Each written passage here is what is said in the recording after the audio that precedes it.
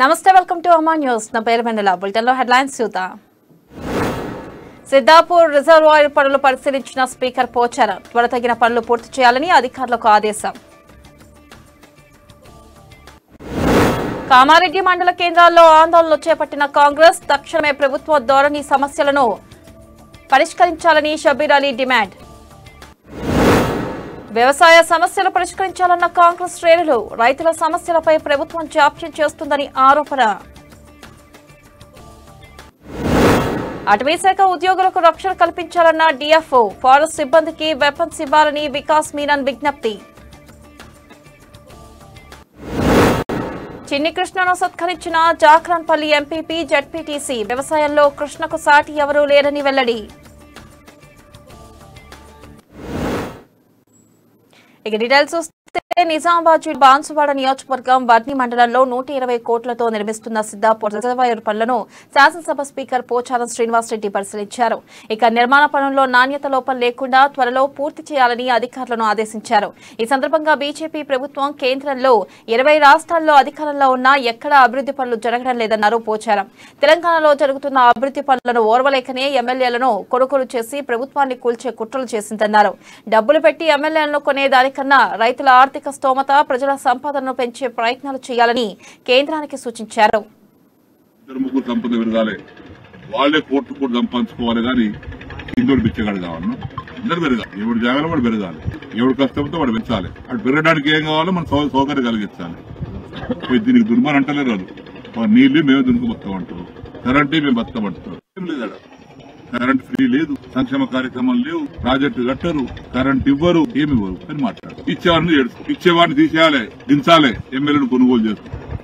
MLA కొనుగోలు చేయకండి, ఇటువంటి ప్రాజెక్టు కొనుగోలు చేయండి, ఇటువంటి కట్టండి, ఇట్టడానికి పోటీ పడండి. అంతే తప్పితే చిల్లర మల్ల రాజకీయాలు చేస్తే మంచి పద్ధతి కాదు. దేశం సంపద పెరగాలి, రైతు సంపద పెరగాలి, ప్రజల సంపద పెరగాలి. అంతే తప్పితే కేవలం దేశంలో ఉన్నటువంటి 2-3 సంపద పెరగాలి, వాళ్లే కోట్లు సంపాదించుకోవాలి కానీ హిందువులు బిచ్చగాడు కావాలన్నా అందరు పెరగాలి. ఎవడు జాగాలో వాడు పెరగాలి, ఎవడు కష్టంతో వాడు పెంచాలి. అటు పెరగడానికి ఏం కావాలో మనం సౌకర్యం కలిగించాలి. దీనికి దుర్మాన్ అంటలేరు వాళ్ళు. నీళ్లు మేము దునుకుబతాం అంటారు, కరెంటే మేము బతామంటారు. ఏం లేదా కరెంట్ ఫ్రీ లేదు, సంక్షేమ కార్యక్రమాలు లేవు, ప్రాజెక్టు కట్టరు, కరెంట్ ఇవ్వరు, ఏమి ఇవ్వరు అని మాట. కామారెడ్డి నియోజకవర్గంలోని అన్ని మండల కేంద్రాల్లో కాంగ్రెస్ పార్టీ ధర్నాలు నిర్వహించింది. రాష్ట్రంలో వ్యవసాయ ధరణి సమస్యలను పరిష్కరించాలనే డిమాండ్తో మాజీ మంత్రి మహమ్మద్ షబీర్ అలీ ఎంఆర్ఓలకు వినతి పత్రాలు అందజేశారు. రాష్ట్రంలో 24 గంటల కరెంట్ ఇస్తున్నామని టీఆర్ఎస్ గొప్పలు చెప్పుకుంటుందని, కానీ 8 గంటల కరెంట్ కూడా ఇవ్వడం లేదన్నారు. ధరణి సమస్యలతో రైతులు సతమతమవుతున్నా ప్రభుత్వం పట్టించుకోవడం లేదన్నారు. రైతుల సమస్యల పరిష్కార మార్గం చూపే నాథుడే లేడని మండిపడ్డారు. ఇక తక్షణమే రాష్ట్ర ప్రభుత్వం ధరణి పోర్టల్ ఎత్తివేయాలని డిమాండ్ చేశారు.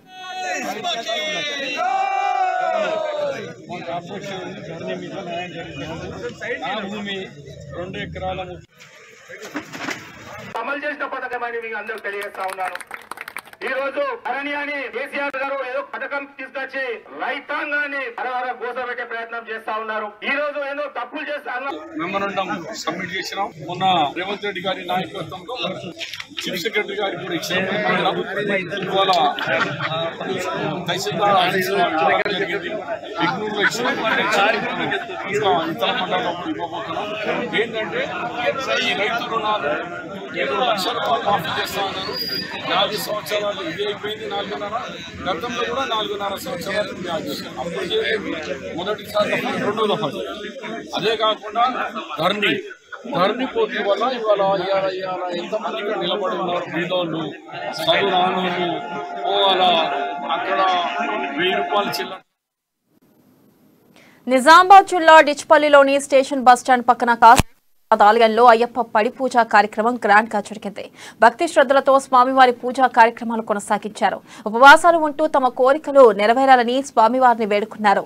ఇక ఈ కార్యక్రమంలో గురుస్వామి సురేష్, సోమనాథ్, నరసింగరావు, పలువురు అయ్యప్ప భక్తులు పాల్గొన్నారు.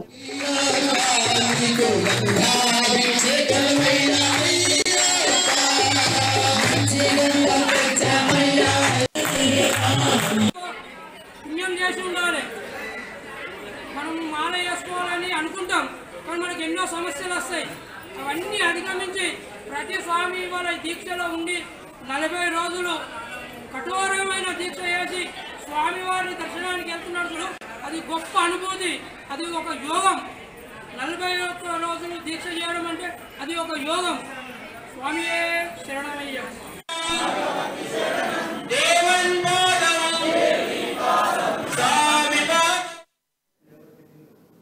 నిజామాబాద్ జిల్లా బాన్సువాడ నియోజకవర్గంలోని అన్ని మండల కేంద్రాల్లో కాంగ్రెస్ శ్రేణులు ధర్నా నిర్వహించారు. ఈ కార్యక్రమంలో టీపీసీసీ సభ్యుడు బాన్సువాడ నియోజకవర్గ ఇన్ఛార్జ్ కాసుల బాలరాజు పాల్గొన్నారు. ఈ సందర్భంగా స్పీకర్ పోచారం శ్రీనివాసరెడ్డితో పాటు ఆయన అనుచరులు నియోజకవర్గంలో అనేక అక్రమాలకు పాల్పడుతున్నారని ఆరోపించారు బాలరాజు. కాంట్రాక్టర్లు శాండ్ మాఫియాలకు తయారవుతున్నారని మండిపడ్డారు. ఇక వచ్చే ఎన్నికల్లో కాంగ్రెస్ పార్టీ అధికారంలోకి వస్తుందని, ప్రజలకు స్వచ్ఛమైన పాలన అందిస్తుందని తెలిపారు. ఈ కార్యక్రమంలో చందూర్ ఎంపీపీ లావణ్య, జెడ్పీటీసీ అంబర్ సింగ్, ఆయా మండలాలకు చెందిన కాంగ్రెస్ పార్టీ అధ్యక్షులు, కార్యకర్తలు, కార్యవర్గ సభ్యులు పాల్గొన్నారు. మరి ఏ తొందరపాటు నిర్ణయం చేయకుండా, మేము ఏలెత్తి చూపించకుండా మరి గమనిస్తూ చూస్తున్నాం. సమయం వచ్చినప్పుడు అన్ని బయట పెడతాం. ఇలా ఉష్క దందా, ఇలా ఒక కేసు చెప్పించుడు. కానీ ఇప్పుడు ఎన్ని కేసులు వెళ్తాయో మేము చూపిస్తాం. ఎంత మంది అందులో కుంభకోణాలు ఉన్నాయో మేము చూయిస్తాం. ఖచ్చితంగా చూయించి అప్పుడు చెప్తాం. ఇప్పుడు కాదు, ఇంకా కొన్ని రోజులు ఉన్నది. ఇంకా 4 రోజులు దగ్గరకు వచ్చినాక ఎంత మంది. కాంగ్రెస్ పార్టీ రాష్ట్ర అధ్యక్షుడు రేవంత్ రెడ్డి పిలుపు మేరకు నిజామాబాద్ జిల్లా మెండోర మండల కేంద్రంలో ధర్నా నిర్వహించారు. బాల్కొండ నియోజకవర్గంలోని అన్ని మండల కేంద్రాల్లో కాంగ్రెస్ ఆందోళన చేపట్టింది. ఇక రాష్ట్ర ప్రభుత్వం తక్షణమే ధరణి పోర్టల్ రద్దు చేయాలని డిమాండ్ చేశారు మండల పార్టీ అధ్యక్షుడు కొత్తింటి ముత్యం రెడ్డి. ఇక 5 సంవత్సరాల నుండి పోడు రైతుల హక్కు పత్రాలు ఇవ్వడం లేదని మండిపడ్డారు. ఇక రాష్ట్రంలో నెలకొన్న భూ వివాదాలను వెంటనే పరిష్కరించాలని డిమాండ్ చేశారు. 2006లో తెచ్చిన అటవీ భూముల హక్కు చట్టం ప్రకారం అందరికీ భూమి హక్కు పత్రాలు ఇవ్వాలన్నారు. ఈ కార్యక్రమంలో జిల్లా పార్టీ ప్రధాన కార్యదర్శి సోమ రాజేందర్, రైతు విభాగం అధ్యక్షుడు మురళి, మండల యూత్ నాయకుడు సాయి కుమార్ పాల్గొన్నారు.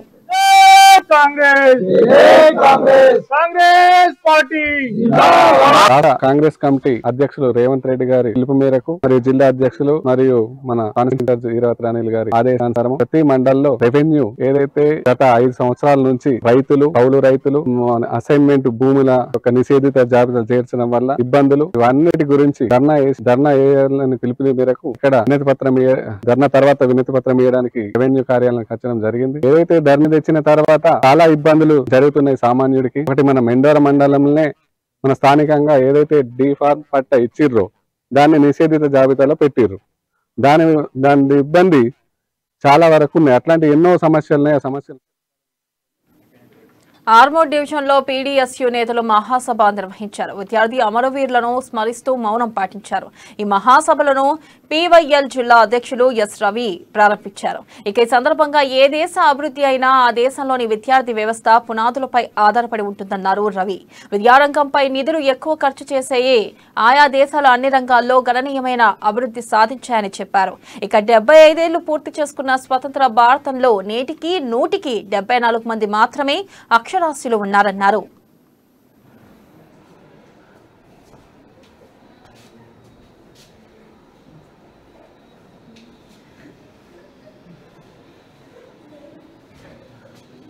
పీడీఎస్యూ ఆర్మూర్ డివిజన్ మహాసభని ఈరోజు పెద్ద ఎత్తున నిర్వహించుకోవడం జరుగుతూ ఉంది. ఇది ప్రధానంగా ఈ రాష్ట్రంలో విద్యార్థుల సమస్యల పరిష్కారం కోసం, విద్యార్థుల హక్కుల కోసం పీడీఎస్యూ విద్యాసంఘం నిరంతరం ఉద్యమాలు చేస్తూ ఉంది. అంతేకాకుండా ఈ రాష్ట్రంలో విద్యార్థుల పరిస్థితి చాలా గందరగోళంగా ఉంది. కేంద్ర రాష్ట్ర ప్రభుత్వాలు విద్యార్థులని ఏమాత్రం పట్టించుకునే పరిస్థితి లేదు. రాష్ట్రానికి ఈరోజు కేంద్రానికి ఏమాత్రం తేడా లేకుండా విద్యార్థుల పట్ల శాపంగా ఈ పాలకులు మారుస్తూ ఉన్నారు. ఈరోజు రాష్ట్ర బడ్జెట్లో కావచ్చు, కేంద్ర బడ్జెట్లో కావచ్చు, విద్యారంగానికి కేటాయించిన నిధుల శాతం చాలా తక్కువ ఉంది. వెంటనే విద్యారంగానికి రాష్ట్ర బడ్జెట్లో 30%, కేంద్ర బడ్జెట్లో 10% నిధులు కేటాయించాలని చెప్పి సందర్భంగా మేము కేంద్ర రాష్ట్ర ప్రభుత్వాన్ని డిమాండ్. నిజామాబాద్ జిల్లా జాక్రాన్పల్లి మండల సర్వసభ్య సమావేశంలో చింతలూరు గ్రామానికి చెందిన రైతు చిన్ని కృష్ణను ఘనంగా సత్కరించారు. మండల కేంద్రంలో ఎంపీపీ కుంచాల విమలరాజు, జెడ్పీటీసీ తనూజా శ్రీనివాస్ కలిసి చిన్ని కృష్ణను శాలువాతో సత్కరించారు. ఈ సందర్భంగా కొలిప్యాక్ సొసైటీ చైర్మన్ నాగుల శ్రీనివాస్ చింతలూరు చిన్ని కృష్ణను అభినందించారు. వ్యవసాయంలో కృష్ణకు సాటి లేరన్నారు. భారతదేశంలో రైతులకు చిన్ని కృష్ణ ఆదర్శంగా ఉన్నారని చెప్పారు.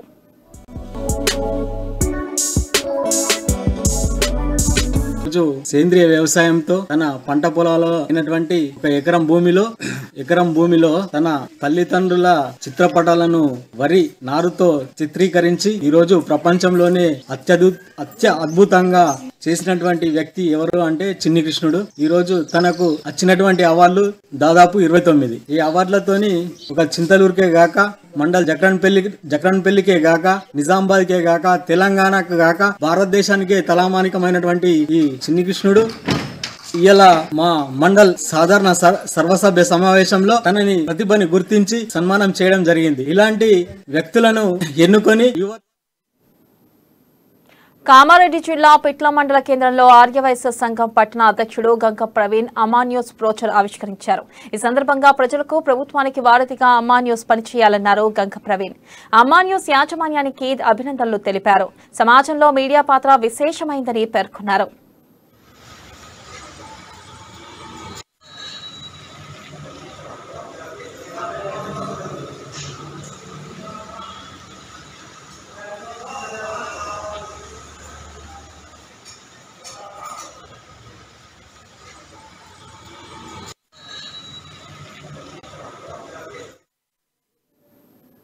కామారెడ్డి జిల్లా గాంధారి మండలంలో కాంగ్రెస్ నేతలు ఆందోళన చేశారు. Congress party TPCC IT cell Madan Mohan పిలుపు మేరకు రైతు ధర్నా నిర్వహించారు. పోడు భూముల సమస్యపై స్థానిక ఎంఆర్ఓకి వినతి పత్రం అందజేశారు. వెంటనే రాష్ట్ర ప్రభుత్వం వ్యవసాయ అనుబంధ సమస్యలను పరిష్కరించాలని మండల అధ్యక్షుడు తూర్పురాజు డిమాండ్ చేశారు. ఈ కార్యక్రమంలో డైరెక్టర్ లక్ష్మణ్, సాంకని బాబా, అబ్బో గణేష్ తదితరులు పాల్గొన్నారు.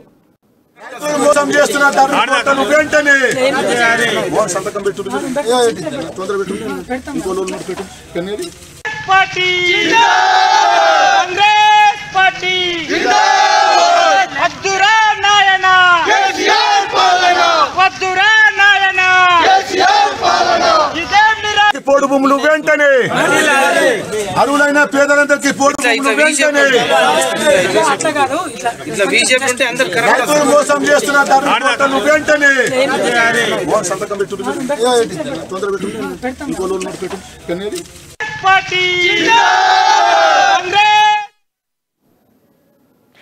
షార్ట్ బ్రేక్ తీసుకుందాం. Stay with us. గజకర్ణ గోకర్ణ టక్కు టమార విద్యలు ప్రదర్శించి మీ పెంపుడు కుక్కలతో మొరిగితే బిడ్డా జోగురామన్న నేను భయపడడానికి నా పేరు కంది శ్రీనివాసరెడ్డి. నేను బీజేపీ కార్యకర్తను. మీ బండారం అంతా ఆదిలాబాద్ ప్రజల అభివృద్ధి పనులకు సంబంధించినటువంటి డబ్బుల్ని దోసుకొని నీ చిన్న కొడుకు అదే హైదరాబాద్ లో ఎన్ని వ్యాపారాలు చేస్తున్నాడు, నువ్వు నీ పెద్ద కొడుకు కలిసి ఆదిలాబాద్ ని దోసుకున్న పైసలు ఎక్కడెక్కడ భూములు కొన్నారో బిడ్డ అన్ని ప్రజల దగ్గరనే, ఆదిలాబాద్ ప్రజల దగ్గర.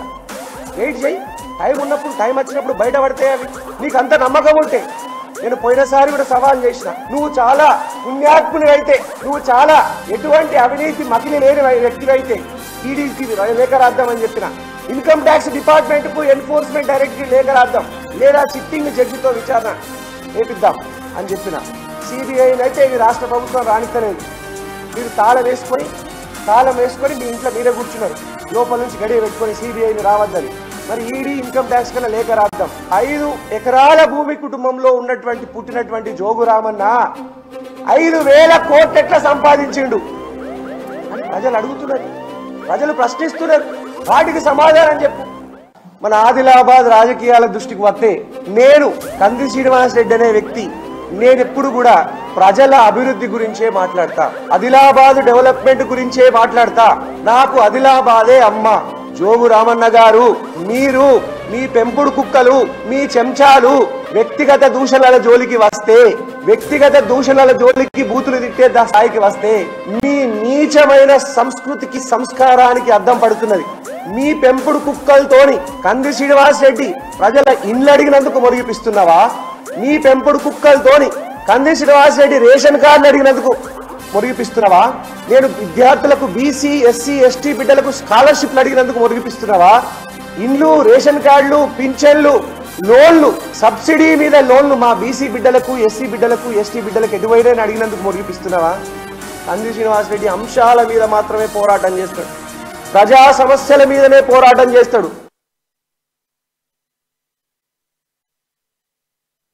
Welcome back.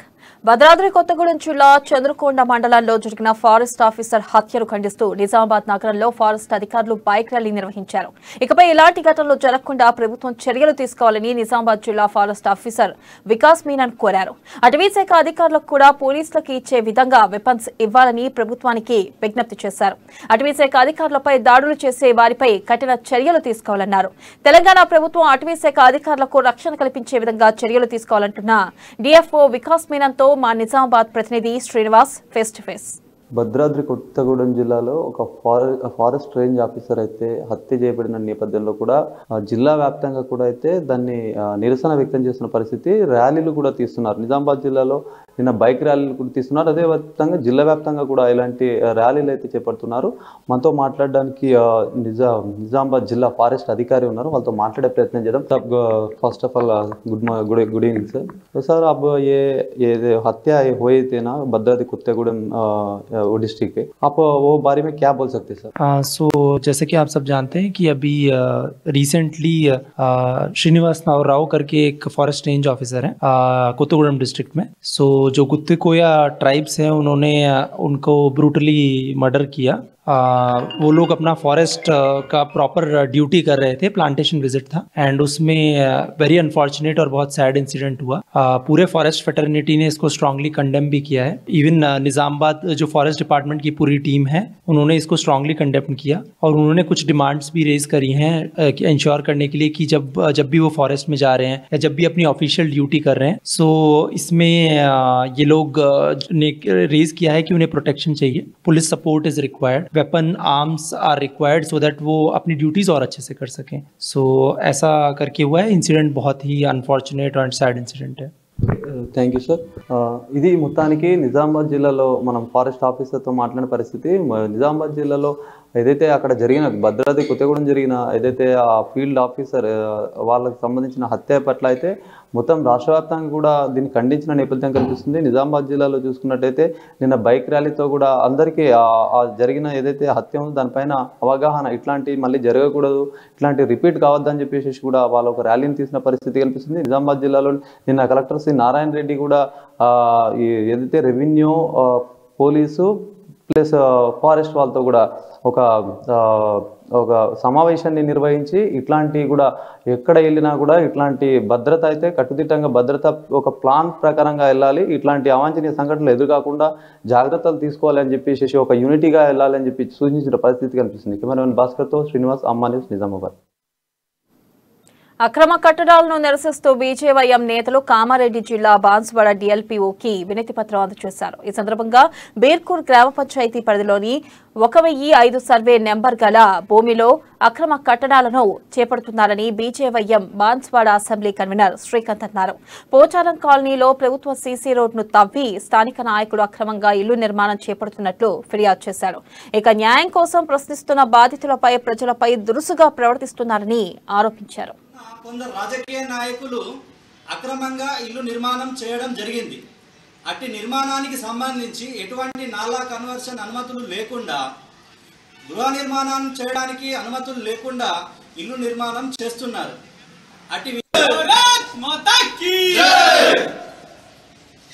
నమస్కారం, నా పేరు మల్లెల శ్రీకాంత్, భారతీయ జనతా యువ Morcha Banswada assembly core convener. ఈరోజు డిఎల్పిఓ గారికి వినతి పత్రం ఇవ్వడం జరిగింది. మా భూములు మాకిప్పియాలని రాష్ట్ర ఎస్టీ సెల్ నాయకులు బాబు సింగ్ అధికారులను కోరారు. తెలంగాణ రాష్ట్రంలో గిరిజనులకు అన్యాయం జరుగుతుందని ఆరోపించారు. 80 సంవత్సరాల నుండి వారసత్వంగా ఉన్న భూములను అధికారులు గుర్తించడం లేదన్నారు. పక్కనున్న బాన్సువాడలో గిరిజనులకు రెవెన్యూ సర్వే చేసి పట్టాలు ఇచ్చారన్నారు. తమకెందుకు పట్టాలు ఇవ్వడం లేదని అధికారులను ప్రశ్నించారు. తక్షణమే పోడు భూముల్లో భాగంగా 50 మంది గిరిజనులకు 68 ఎకరాలు పట్టాలు ఇవ్వాలని బాబు సింగ్ డిమాండ్ చేశారు. ఇస్తారా, మాకు రన్నింగ్ పట్టా ఇస్తారా?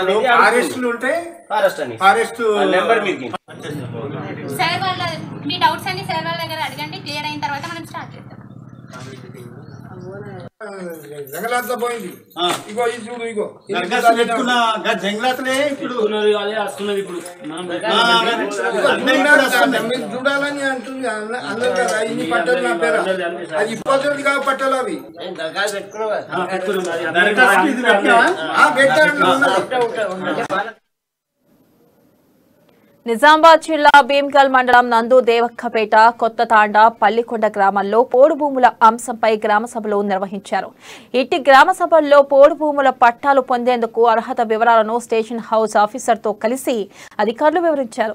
గ్రామ ఎఫ్ఆర్సీ స్థాయిలో న్యాయం జరగలేదని భావిస్తే డివిజన్ లెవెల్ కమిటీకి తర్వాత జిల్లా స్థాయి కమిటీకి అపీల్ చేసుకోవచ్చని రైతులకు తెలిపారు. ఎవరైనా కింది స్థాయి సిబ్బందిని ఇబ్బంది పెట్టినా, ఎటువంటి దాడులకు పాల్పడినా వారిపై తీవ్ర స్థాయి క్రిమినల్ చర్యలు తీసుకుంటామని అధికారులు వెల్లడించారు. 3 తరాలు అంటే 75 ఇయర్స్ అటవీ హక్కుల చట్టంలో ఉన్నటువంటి కటాఫ్ రేట్ దాని ప్రకారంగానే ఎలిజిబిలిటీ నిర్ణయించబడుతుంది. నిన్న అంటే మొన్న జరిగిన ఇన్సిడెంట్ ఖమ్మం జిల్లాలో ఇన్సిడెంట్ జరిగింది. దురదృష్టవశాత్తు అట్లాంటి ఎక్కడ కూడా అన్నిటితో పాటు ఈ యొక్క మీ గ్రామ సభలో చేసినటువంటి తీర్మానంతో సహా డివిజనల్ లెవెల్ కమిటీకి పంపిస్తుంది. డివిజనల్ లెవెల్ కమిటీయే నిర్ణయం తీసుకుంటుంది. ఎవరు అర్హులు ఎవరు కాదు అనేది డివిజనల్ లెవెల్ కమిటీ తీసుకుంటుంది. ఆ నిర్ణయం తీసుకునే టీము కాదు, ఈ గ్రామ సభ రిజల్యూషన్ కూడా కాదు. గ్రామ సభ రిజల్యూషన్ ఇచ్చినప్పటికీ కూడా డివిజనల్ లెవెల్ కమిటీ నిర్ణయం తీసుకుంటుంది. అయితే ఇక్కడ కట్ ఆఫ్ డేట్ అనేది ఎస్టీస్ కి డిసెంబర్ 13, 2005, నాన్ ఎస్టీస్ కి అయితే 3 తరాలు అంటే 75 ఇయర్స్ అటవీ హక్కుల చట్టంలో ఉన్నటువంటి కట్ ఆఫ్ డేట్ దాని ప్రకారంగానే ఎలిజిబిలిటీ నిర్ణయించబడుతుంది. నిన్న అంటే మొన్న జరిగిన ఇన్సిడెంట్ ఖమ్మం జిల్లాలో ఇన్సిడెంట్ జరిగింది. దురదృష్టవశాత్తు అట్లాంటి ఎక్కడ కూడా అన్నిటితో పాటు ఈ యొక్క మీ గ్రామ సభలో చేసినటువంటి తీర్మానంతో సహా డివిజనల్ లెవెల్ కమిటీకి పంపిస్తుంది. డివిజనల్ లెవెల్ కమిటీయే నిర్ణయం తీసుకుంటుంది. ఎవరు అర్హులు ఎవరు కాదు అనేది డివిజనల్ లెవెల్ కమిటీ తీసుకుంటుంది. ఆ నిర్ణయం తీసుకునే టీము కాదు, ఈ గ్రామ సభ రిజల్యూషన్ కూడా కాదు. గ్రామ సభ రిజల్యూషన్ ఇచ్చినప్పటికీ కూడా డివిజనల్ లెవెల్ కమిటీ నిర్ణయం తీసుకుంటుంది. అయితే ఇక్కడ కట్ ఆఫ్ డేట్ అనేది ఎస్టీస్ కి డిసెంబర్ 13, 2005, నాన్ ఎస్టీస్ కి అయితే 3 తరాలు అంటే 75 ఇయర్స్ అటవీ హక్కుల చట్టంలో ఉన్నటువంటి కట్ ఆఫ్ డేట్ దాని ప్రకారంగానే ఎలిజిబిలిటీ నిర్ణయించబడుతుంది. నిన్న అంటే మొన్న జరిగిన ఇన్సిడెంట్ ఖమ్మం జిల్లాలో ఇన్సిడెంట్ జరిగింది. దురదృష్టవశాత్తు అట్లాంటి ఎక్కడ కూడా అన్నిటితో పాటు ఈ యొక్క మీ గ్రామ సభలో చేసినటువంటి తీర్మానంతో సహా డివిజనల్ లెవెల్ కమిటీకి పంపిస్తుంది. డివిజనల్ లెవెల్ కమిటీయే నిర్ణయం తీసుకుంటుంది. ఎవరు అర్హులు ఎవరు కాదు అనేది డివిజనల్ లెవెల్ కమిటీ తీసుకుంటుంది. ఆ నిర్ణయం తీసుకునే టీము కాదు, ఈ గ్రామ సభ రిజల్యూషన్ కూడా కాదు. గ్రామ సభ రిజల్యూషన్ ఇచ్చినప్పటికీ కూడా డివిజనల్ లెవెల్ కమిటీ నిర్ణయం తీసుకుంటుంది. అయితే ఇక్కడ కట్ ఆఫ్ డేట్ అనేది ఎస్టీస్ కి డిసెంబర్ 13, 2005, నాన్ ఎస్టీస్ కి అయితే 3 తరాలు అంటే 75 ఇయర్స్ అటవీ హక్కుల చట్టంలో ఉన్నటువంటి కట్ ఆఫ్ డేట్ దాని ప్రకారంగానే ఎలిజిబిలిటీ నిర్ణయించబడుతుంది. నిన్న అంటే మొన్న జరిగిన ఇన్సిడెంట్ ఖమ్మం జిల్లాలో ఇన్సిడెంట్ జరిగింది. దురదృష్టవశాత్తు అట్లాంటి ఎక్కడ కూడా అన్నిటితో పాటు ఈ యొక్క మీ గ్రామ సభలో చేసినటువంటి తీర్మానంతో సహా డివిజనల్ లెవెల్ కమిటీకి పంపిస్తుంది. డివిజనల్ లెవెల్ కమిటీయే నిర్ణయం తీసుకుంటుంది. ఎవరు అర్హులు ఎవరు కాదు అనేది డివిజనల్ లెవెల్ కమిటీ తీసుకుంటుంది. ఆ నిర్ణయం తీసుకునే టీము కాదు, ఈ గ్రామ సభ రిజల్యూషన్ కూడా కాదు. గ్రామ సభ రిజల్యూషన్ ఇచ్చినప్పటికీ కూడా డివిజనల్ లెవెల్ కమిటీ నిర్ణయం తీసుకుంటుంది. అయితే ఇక్కడ కట్ ఆఫ్ డేట్ అనేది ఎస్టీస్ కి డిసెంబర్ 13, 2005, నాన్ ఎస్టీస్ కి అయితే 3 తరాలు అంటే 75 ఇయర్స్ అటవీ హక్కుల చట్టంలో ఉన్నటువంటి కట్ ఆఫ్ డేట్ దాని ప్రకారంగానే ఎలిజిబిలిటీ నిర్ణయించబడుతుంది.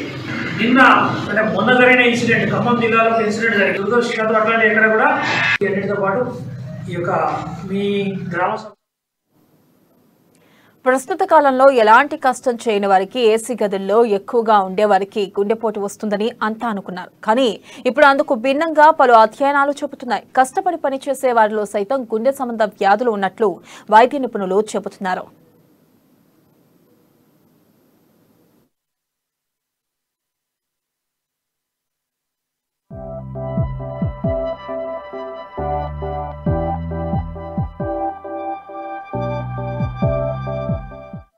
సాధారణ జీవనాన్ని గడుపుతున్న పేదల్లోనూ గుండె సంబంధ బాధితుల సంఖ్య క్రమంగా పెరుగుతుంది. దీంతో గుండెపోటు మరణాలను నివారించేందుకు తెలంగాణలో ఏడాదిన్నరగా ఎస్టీ ఎలివేషన్ మయోకార్డియల్ ఇన్ఫ్రాక్షన్ పేరుతో ప్రభుత్వం పథకాన్ని అమలు చేస్తుంది. ఈ విధానాన్ని మొదటగా తమిళనాడులో, ఆ తర్వాత గోవాలో, ఇక తర్వాత తెలంగాణలోనూ ప్రవేశపెట్టారు. సాధారణ భాషలో స్టెమీ అంటే గుండె రక్తనాళం 100% పూడుకుపోవడం వల్ల వచ్చే గుండెపోటు అని అర్థం. ఇలాంటప్పుడు 6 గంటల్లోపు లక్షణాలను గుర్తించి ఆ పూడికను కరిగించే చికిత్సను ఇస్తే ప్రాణాలను కాపాడొచ్చు.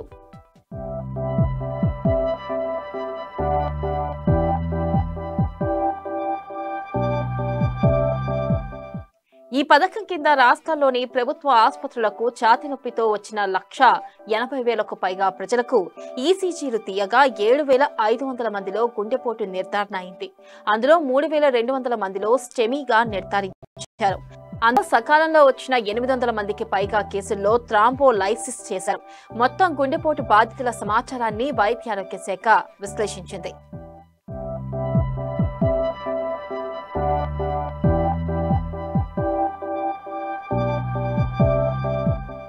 రాష్ట్రంలో హబ్ అండ్ స్పోక్ విధానంలో ఈ పథకాన్ని అమలు చేస్తున్నారు. హబ్ అంటే క్యాత్ ల్యాబ్ ఉంటుంది, కార్డియాలజిస్టులు ఉంటారు. యాంజియోప్లాస్టీ చేయడానికి అవసరమైన అన్ని వసతులు ఉంటాయి.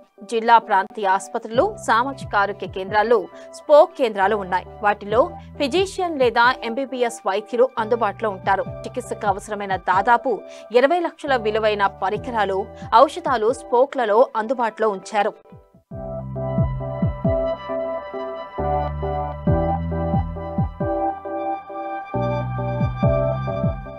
అన్ని స్పోక్ కేంద్రాలను హబ్లతో అనుసంధానం చేశారు.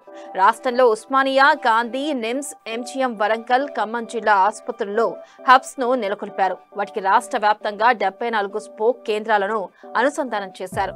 రోగికి ఈసీజీ తీయగానే టెలి ఈసీజీ పరికరం ద్వారా ఆ ఫలితం సాఫ్ట్వేర్ ఉత్పత్తి సంస్థకు, హబ్లో ఉన్న కార్డియాలజిస్టుకు, రాష్ట్ర ప్రాజెక్టును పరిశీలించే నోడల్ అధికారికి వెళ్తుంది. ఆ ఫలితంలో సమస్య ఉంటే అలారం మోగుతుంది. వెంటనే సంబంధిత నిపుణులు అప్రమత్తం అవుతారు. ఆ ఈసీజీని పరిశీలించి గుండె రక్తనాళం 100% పూడుకుపోయిందా, వెంటనే థ్రాంబోలైసిస్ అవసరమా లేదా అనేది నిర్ధారిస్తారు. సంబంధిత స్పోక్ కేంద్ర వైద్యుల్ని అప్రమత్తం చేసి థ్రాంబోలైసిస్ ఇంజెక్షన్ ఇస్తారు. దాని విలువ 40,000 వరకు ఉంటుంది. ఈ ప్రక్రియ అంతా కేవలం 3 నిమిషాల్లోనే పూర్తవుతుంది.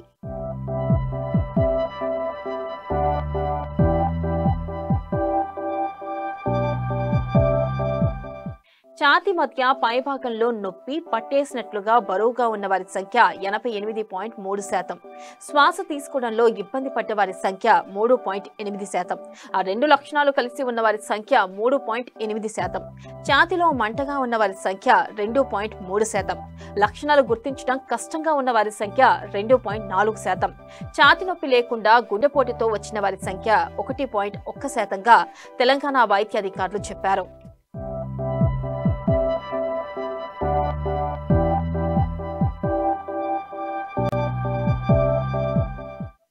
చికిత్సలో ఆలస్యం జరిగితే నష్టాన్ని పూడ్చలేమని, ఒకసారి గుండె కండరానికి రక్త సరఫరాలో అడ్డంకి ఏర్పడి ఆ కండరం దెబ్బతింటే దాని ప్రభావం కొనసాగుతుందని వైద్యులు చెబుతున్నారు. లక్షణాలుంటే అత్యవసరంగా వైద్యుని సంప్రదించి అది గుండెపోటా కాదా అనేది నిర్ధారించుకోవాల్సిందేనని స్పష్టం చేశారు. గుండెపోటును సరైన సమయంలో గుర్తించి థ్రాంబోలైసిస్ చేయడం వల్ల రోగి ప్రాణాల్ని కాపాడడమే కాదు, జీవన ప్రమాణాల్లో నాణ్యత కూడా పెరుగుతుందంటున్నారు.